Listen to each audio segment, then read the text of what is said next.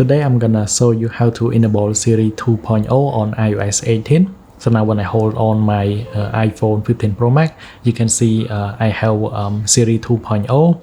Remember, this is only UI, it is not Apple Intelligence. And if I double tap at the bottom here, I can tie to Siri.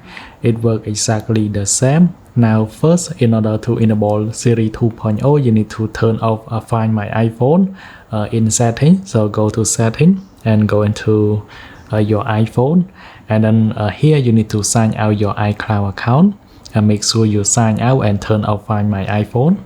Second one is very important, you need to back up data on your iPhone. Before you do it, you must back up. After that, connect your iPhone into your Mac or Windows and then go into this link. I also link it in my video description, and you either download for Mac or for Windows. For me, I have Mac, so I can just click on Mac OS 12 Plus. And after that, I need to go into this link. For this one, it is a method in text, and if you want to read it, you can go ahead and read it as well. But I show you in this video, so don't worry about it. So for this link, I also link in my video description too. And then you need to download this iOS 18 Siri calibration. Download this one. After that, you need to open Kawabanga Live, this one. We just download at the moment.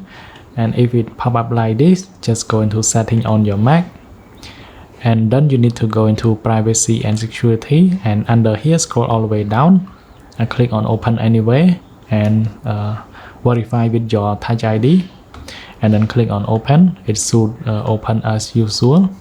After that, you need to go into custom operation, click on import calibration.